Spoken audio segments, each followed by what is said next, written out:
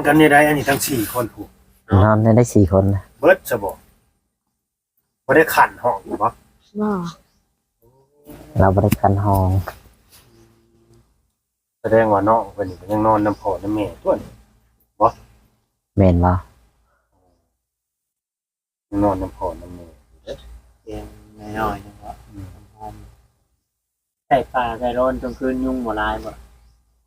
กลางมุ้งให้เขาเลย กินข้าวแล้วแม่นข้าวในมุ้งเลยเนาะ เลย เออ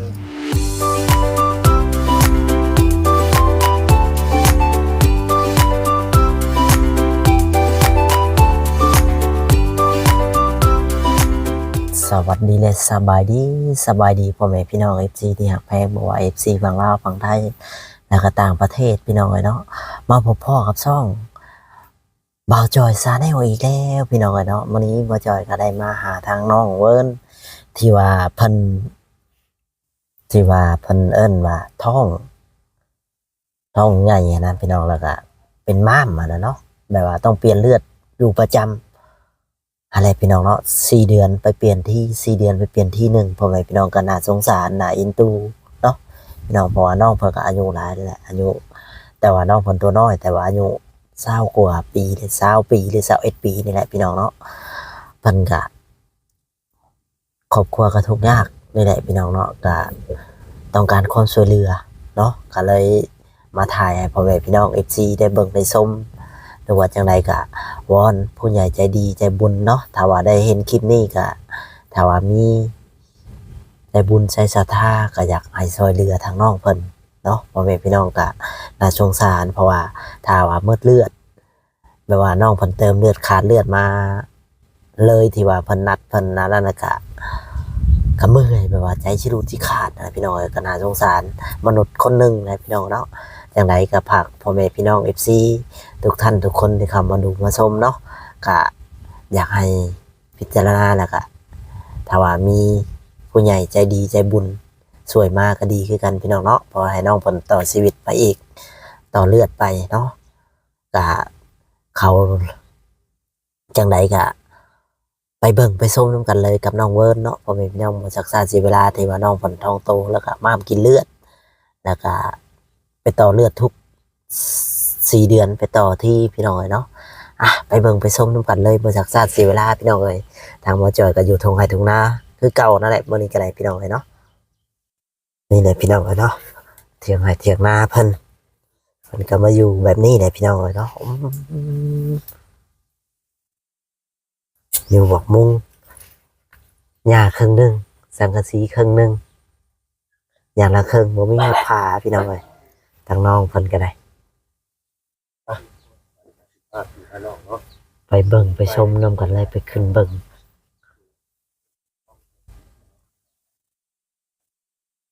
ไปพี่น้องเลย เอ้หัวกันในทางขึ้น อะไรที่ว่าโอ้ขึ้นได้ไป บันไดขึ้นกับประมาณนี้แหละพี่น้องเลยมาโยบขึ้นเลยนี่แหละพี่น้องเอาสบายดี ส น้อง บายดี สบายดีเด้อ FC เนาะ โดย อันนี้ นำมาอดเตียงไห้เตียงหน้าเพิ่นเนาะ แม่น เพิ่นตัดเท้าเพิ่น สอบเข้าเนาะ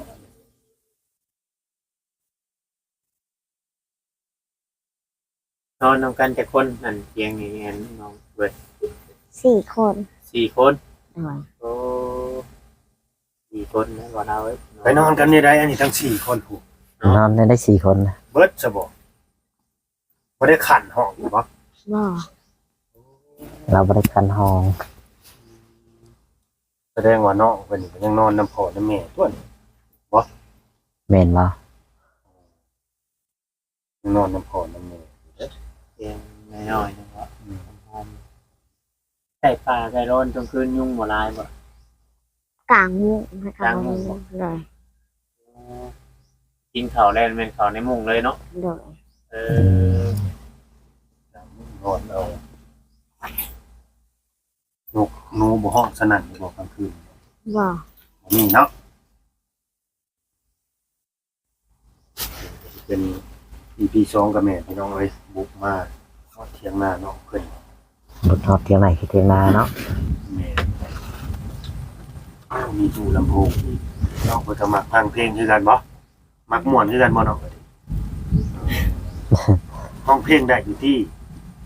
บ่ได้ บ่ได้มักเพลงหยังสักประเภทอยู่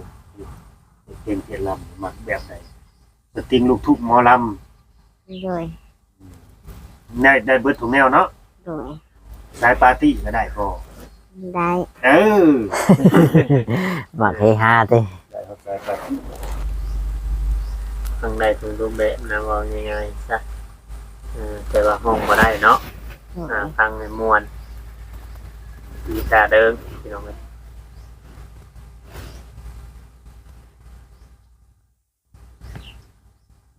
ไปลำหน้าอยู่พุ่นแต่พาไปตอนแดงแต่พากันกลับมานอนอยู่ที่ โดย โอ้ไปคู่มือบ่เจ้าก็ไปน้ำพ่อน้ำแม่คู่มือบ่ บางมื้อก็ไปบางมื้อก็อยู่เถียง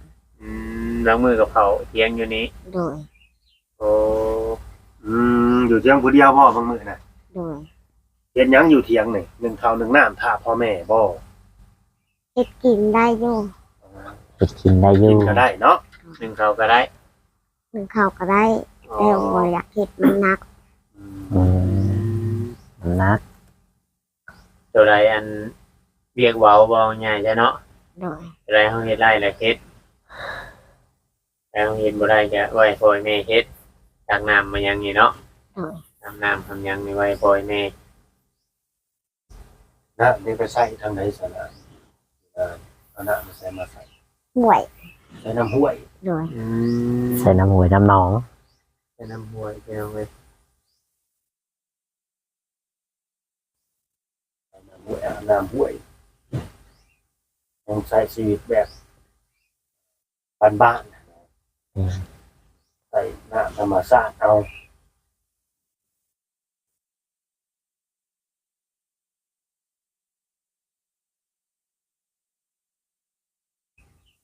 บ่ได้คอยเข้ามานอนเฮือนบ่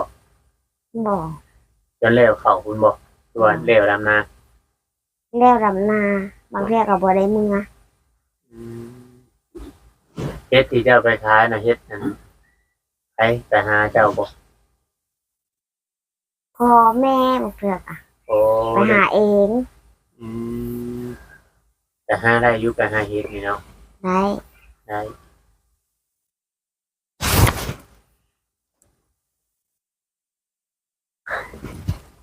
ยังไงบ่จ่อย ยุง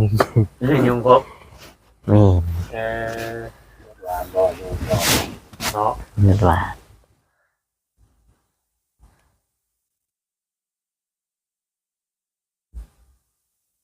บัดพ่อแม่ได้ฉะมาบัดแม่เจ้าได้ฉะพอไปรับอีกว่ามาอ๋อ ต้องเตรียมไปเตรียมมาส่งลูกแล้วก็ต้องไปอันทับใน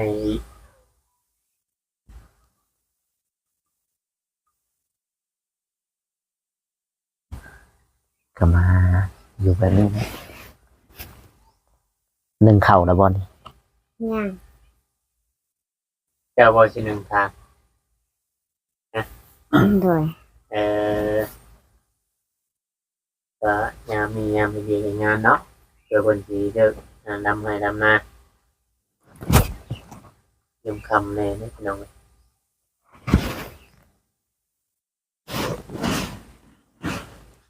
เวลาฝนตกแห้งนี่ฝนบ่สาดเข้ามาบอล พระจะทางน่ะ เปียกเปิดได้บ่ เปียก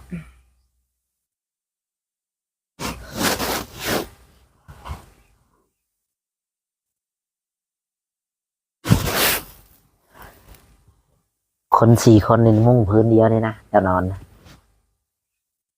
นอน3 คนน้องบ่ได้นอนมุ้ง น้องบ่ได้นอนมุ้ง บ่มักนอนมุ้ง ทางว่าใช่บ้านเราเป็นหยังนอนมุก บ่ฮู้เลย เออก็ง่ายเจ้าเป็นน้องนะเนาะเจ้าใหญ่กว่าเนาะเจ้าใหญ่กว่าเจ้าน้อยเด้เจ้าก็เป็นน้องนะวะ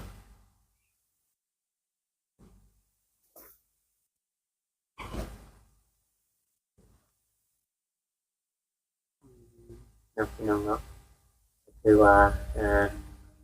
เราติดตามมึง มาฮอดเพียงไงเพียงนามาฮอดตอนพักบนเช้าคนอีกเทื่อนึงน้องเนาะ แม่น คือว่าขายไปตอนเดียวยันว่ายังไงใจดีเพิ่นบ่เห็นพี่น้องเนาะแต่อยากขายเบิ่งอีกจะคลิปอันเดือมีครับผู้ใหญ่เพิ่นมองเห็นพี่น้องเนาะแต่ความต้องการของน้องนี่คือว่าอยากให้เพิ่นสดช่วยเนาะเติมเลือดเนาะ โดย อืมเป็นยังไงครับผู้ใหญ่สดช่วยเติมเลือดพี่น้องเอ้ยเจ็บอยู่บ่ล่ะเวลาเพิ่นแทงเอาเลือดเอานี่ บ่ บ่ได้เจ็บบ่เออ ฝันเอาเข้าในแขนบ่ โดย อ๋อ เอารถจักรยานใช้คือย่านเนาะว่าเด้อ แม่นเปิดเข้าหมด2ถุงทีเดียวบ่ ข่าวที่ระถุง มันเบิดได้เปลี่ยนถุงเนาะ โดย อืม ไปแต่ละเทื่อนี่เฮาต้องใส่ซองบ่ โด ตาม ย ที่ว่าเจ้าเคยใส่มัน ใส่สอง 2ถุงเลย โดย อืมจำใส่ถุงเดียวนี่บ่พอ บ่พอ ไปแต่ละเทื่อนี่จนเท่าเมื่อยจังได้ไปใส่น่ะ โดย โอ้ เลือดมันจะฮอดทงละลิตรหมดเนาะ บ่ฮ้อนนะไปแปรหนึงก็เองเข้าใจเนาะผมไปแปรหั่นเนาะต้องน้อยๆเนาะบ่ฮ้อนเนาะบ่เท่า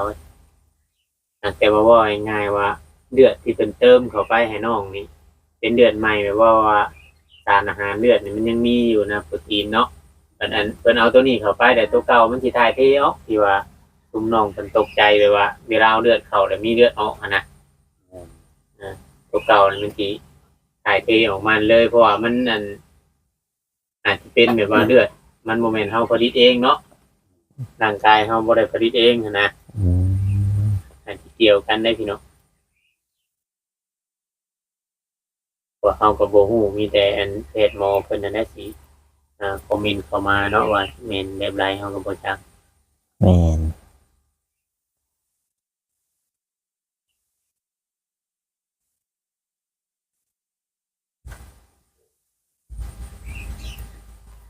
ก็บ่ได้อยู่ยากบ่ บ่ อยู่แบบปกติ โดย อืมแบบเฮากินหลายนี่ก็ท้องเบ่งออกบ่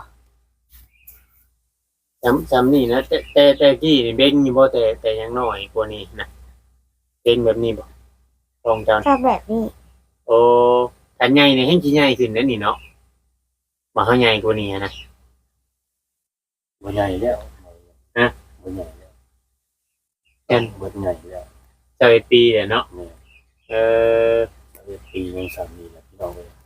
ถ้าว่าน้องเพิ่นเป็นผู้ใหญ่นี่เขาว่ามันเบ่งกว่านี้ อืม ตาคิดเห็นไหม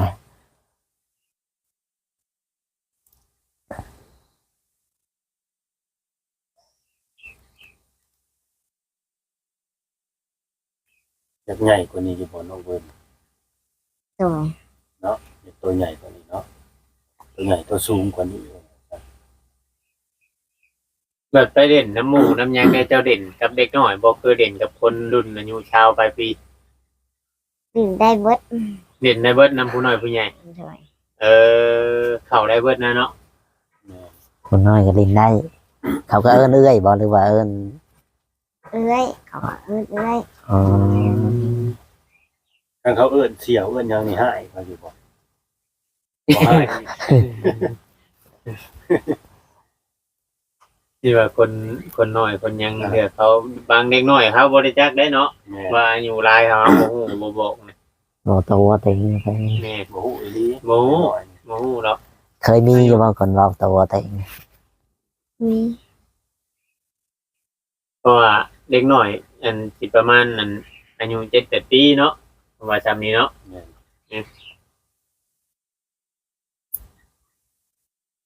อืม จะไปนั่งคาเฮ็ดนำทางที่เพิ่นมาพ้อติมาเห็นดิในความรู้สึกเป็นอะไรตอนเพิ่นถ่ายเพิ่นถามเจ้า บ่ฮู้ตื่นเต้น ตื่นเต้นบ่ โดย อ๋อ ครั้งแรกเนาะครั้งทำอีกก็ตื่นเต้นนะเดี๋ยวนี้ก็ยังตื่นเต้นอยู่บ่ อืม เพื่อนเพิ่นยังเก่งๆอายๆอยู่ น้องเพิ่นเป็นคนที่ว่าบ่พอยัน เว้า ยัง เนาะ เว้ากันได้แต่ว่าเราถามเพิ่นก็ตอบโต้ได้เว้าง่ายๆจ้ะว่า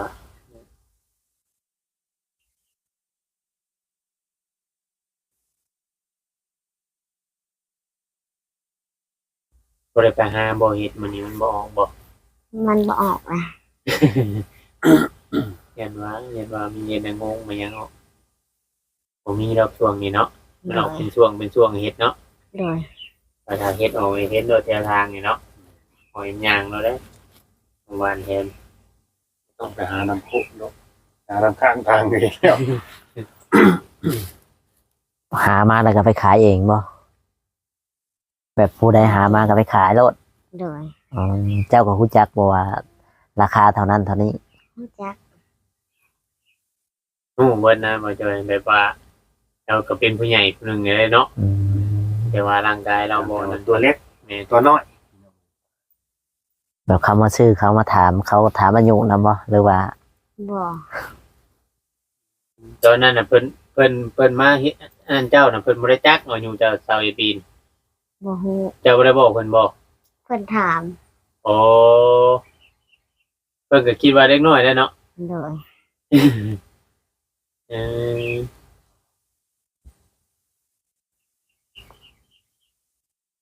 คิดว่าเราเป็นเด็กน้อยก็เลย เพิ่นก็สิหยอกอันต่างหยอกอะนะคล้ายเฮ็ดบ่ล่ะจังซั่นจังซี่นะบ่จอยเนาะตามที่ว่านะ แม่น ตัวเองก็ยังบ่ได้อันเบิ่งคลิปเพิ่นจำได้หากแต่ว่าตามน้องเพิ่นเล่ามาก็เลยเว้าไปเนาะ น่าสิแต่หึงเลยบ่เนาะแต่หึงบ่ ปีนี้บ่ ถึงเติบแล้ว ค่าเฮ็ดออกนี่บ่อืม ขายเห็ดออกค่ะถึงเติมเนาะ แต่เฮ็ดออกช่วงแรกๆมัน โดย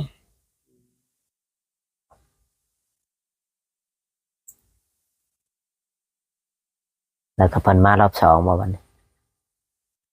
รอบสองบ่เห็นเพิ่นได้ยินแต่เพิ่นเว้าออกมา คนในบ้านเว้าออกเพิ่นมา อืม เพิ่นถามหาว่ะ แต่ว่าชุมเจ้านั้นมานอนนาแล้ว โดย โอ้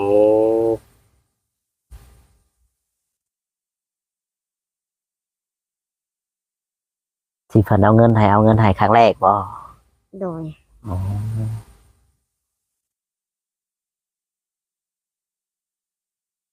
เติบเฮ็ดโคเลือดพี่น้องเนาะเพิ่นก็เติมเลือดตลอดตั้งแต่อันปีปลายบ่โอ้แล้วบ่ปีปลาย แต่ว่าเริ่มเติมนะแต่7 ปี 8 ปี โอ้ แต่หูหัวเป็นน่ะปีปลาย ปีปลายเนาะ อืม เดิมเติมเดือน7 ปี8 ปีของมันแสดงว่าเบิดเงินหลายเติบแล้วนี่ มัน เนาะ หลายแล้ว เพื่อ ก็เจ้าอยู่ปี เกิดเกณฑ์ล้านน้องเนาะ ที่ร้านขารถขาล่างนี่ บ่ดูได้ชิปเนาะแต่ละเดือน แม่ เนาะ น บ่ดูได้ชิปแต่ละเดือน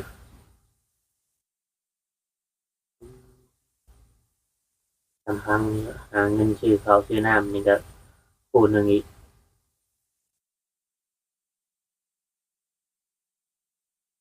แต่ว่าทางโมอยู่ไทยพุ่นเป็นเว้าเป็นชงกรณีเนาะ โดย เป็นว่าถ้าเฮารักษานี่ก็ยัง50ว่าง่ายๆจ้ะเพิ่นก็เคยถามทั้งนั้นพ่อแม่แต่ว่าทางงบประมาณทั้งนี้นี่บ่มีแน่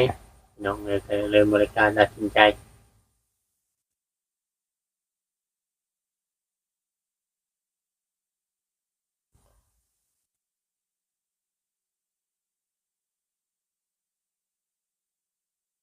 ว่าได้บ่ล่ะ เบิ่งทรงนี่บ่ได้เมื่อยบ่เบิ่งทรงคือสิเมื่อยแบบว่าหน้าตาคือจืดชืดแบบว่าเรื่องอะไร บ่ สิ ได้เมื่อย แต่ว่าตัวน้องเรืองอยู่บ่เบิ่งว่าเรืองอยู่บ่ แกะเหลือง เรืองบ่ อืมคือหายใจแบบว่าแบบว่าแบบได้แบบนั้นกันนะ บ่คือคนเมื่อยเนาะ แม่นเบิ่งคือคนเมื่อยนะ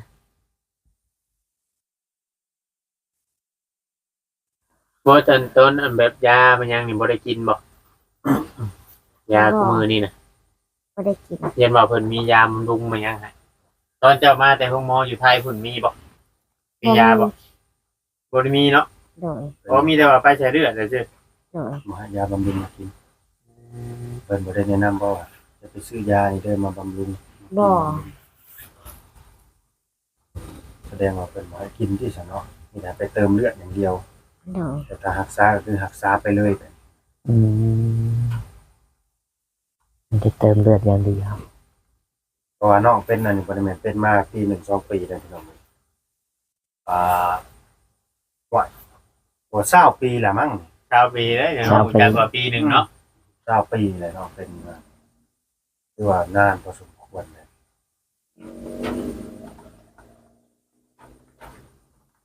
แม่น โรคกินเลือด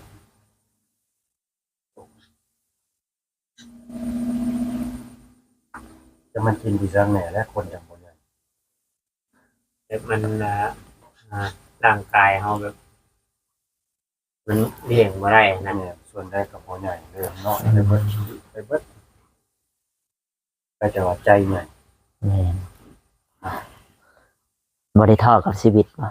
บ่ ใจใหญ่และสู้ เดี๋ยวว่าสู้มาตลอดเนาะ โดย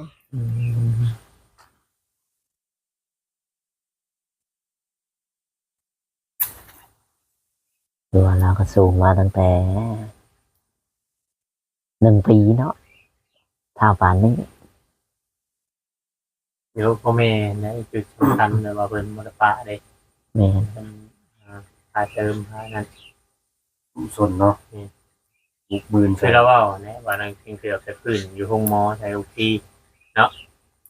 บัดมันนั่นน่ะ บัดมันสิเป็นมันเป็นบัดเดียวบ่ล่ะ โดย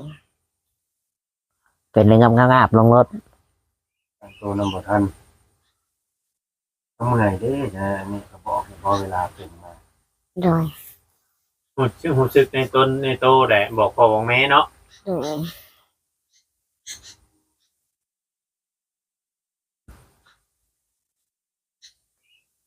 รู้สึกเพิ่นสิได้บอกทันเนาะมีบ่ลังเถื่อบ่ได้รู้สึกหยังว่ามันเป็นไปเลย ก็มีอยู่ อืมสมมุติว่าเจ้าอยู่ผู้เดียวนี่เนี่ยจ้ะบ่มีไผอยู่นำนี่มีบ่ มี อันตรายนั่นแหละ แม่นเพราะว่าเราอยู่ผู้เดียวจนพ่อเพิ่นยังบ่อยากให้อยู่คนเดียวเนาะส่วนหลายสิไปน้ำพ่อน้ำแม่แบบนี้ตลอด โดย อืมเอาบ่ฮู้เนาะว่าร่างกายเฮาสิหมดเลือดมื้อใด เลย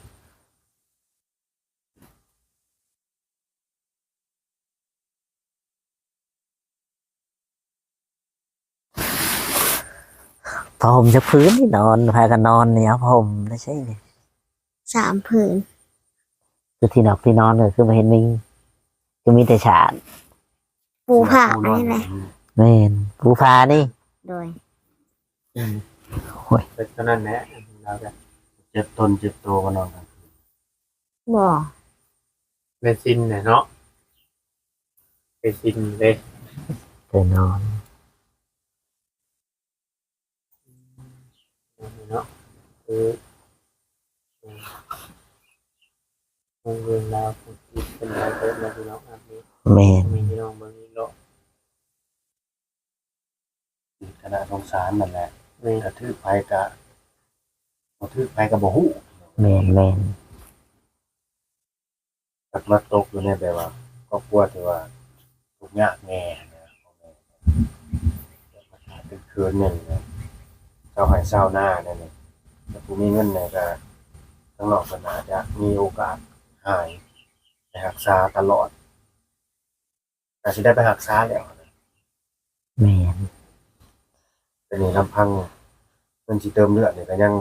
โอ้จักสิหามาทางใดเลยเดือนละ6-7 ล้านเนี่ยนี่ เนาะ คนแบบว่าบ่มีวิชาอาชีพอะนะมีแต่เฮ็ดไร่เฮ็ดนาเนี่ยหรือว่ามีงัวมีควายหลายบ่น้องล่ะขายงัวขายควายไปกลัวเจ้าของบ่ บ่มี บ่มีเลย โดย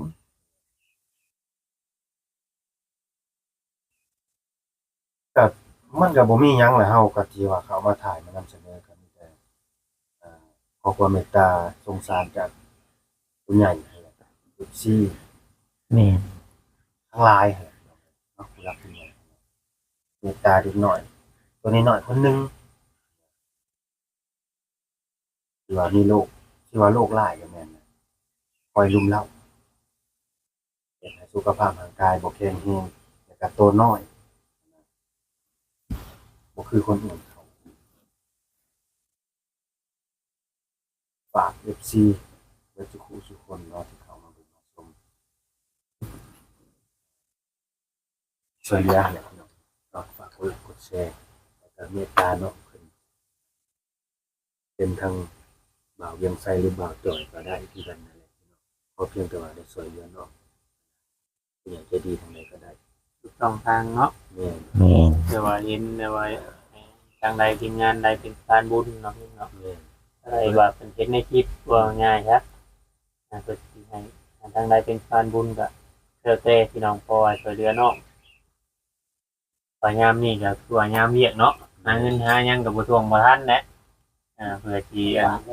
ลำบากเพื่อที่อันนั้นเพื่อลำให้ลำนาอีก